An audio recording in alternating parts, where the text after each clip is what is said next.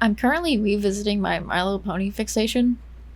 I never really stopped liking it, but currently it's as if I'm reliving my elementary school life. When I started this video, the community was very minimal, but for some reason there's been a revamp with different My Little Pony memes going on, especially in the art community. So no better time to talk about my past fixations than now. Even before I had consciousness, My Little Pony was part of my life with the older generations.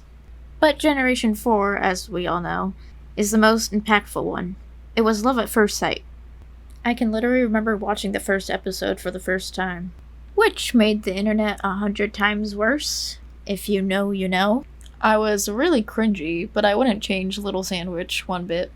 I would change outside reactions, though. Kids would sing that stupid joke version of the My Little Pony song because they knew it bothered me. I don't like harm on My Little Ponies. Unfortunately, that was the main reason I faded out of My Little Pony obsession. For some reason, 6th graders want to act like they're grown, so liking children's shows had to go. Fortunately for me, my step-sibling wanted to tell me about Five Nights at Freddy's via Markiplier. Not only did I discover Five Nights at Freddy's, but also the world of gaming YouTubers horror that I liked, and amazing fan music. I felt so cool when I wouldn't jump at jump scares. I also remember being delusional about there being a Five Nights at Freddy's movie, but when I least expected it, we finally got it, and it was amazing. People complained about it being too cheesy and newer game-based, but A, it was made with the fans in mind, not people who live under rocks, and B, obviously it's more new game-based. They have the most lore to go off of. I'm thankful for the amount of love that went into it. Especially the animatronics. Wow, I like this movie, but superheroes are for boys. Listen, I grew up in Florida, so I for some reason had this mindset, even after Five Nights at Freddy's.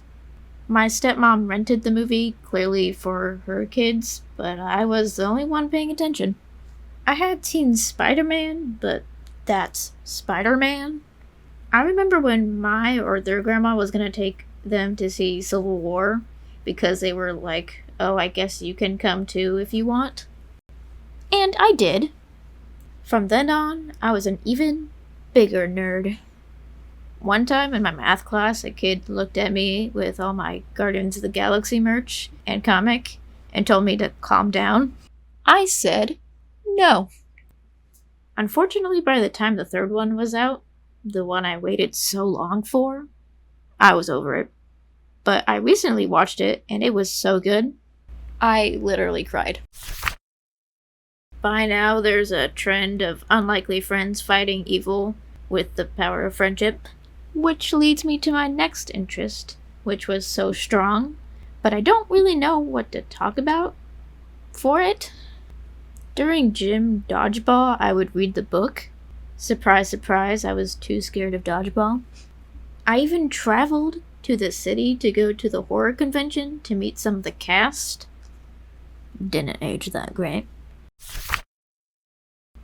I was watching the Dead Meat podcast about Creature from the Black Lagoon, learning so much, and I drew a creature redesign, and it was really good, so I redrew other classic monsters. Ironically, in my sci-fi literature class, we ended up reading Frankenstein. Somehow, I was the only one who liked it. I ended up reading other classic horror stories and watching their other many movies. Phantom of the Opera, so much so, it deserves its own section. I can't emphasize enough how many movies there are, besides the classic Lon Chaney. Ones of note. There's the stinky 2004 musical one. It's okay for a starter fan. The I don't know how this is Phantom related, Genetic Opera. Weird sequels that are not canon no matter who wrote it. The Sick Beats Phantom of the Paradise. The Nightmare on Elm Street one. Even more questionable ones. And my sweet baby girl 1990 miniseries Phantom of the Opera. This one is the best. Not even an opinion. A fact. You can find the whole thing on YouTube. Go watch it. The 25th anniversary musical is my favorite version of the musical. It's probably the better one. But if I told you about all of them, we'd be here all day, and I would die from hand cramps. I've noticed how much of an impact my interests have had on me and what my interests have mirrored on my current life, and I think it's comforting to think about. I mean, this was pretty much an excuse to talk about all of them. Maybe someday I'll make a part two. Lord knows I have more.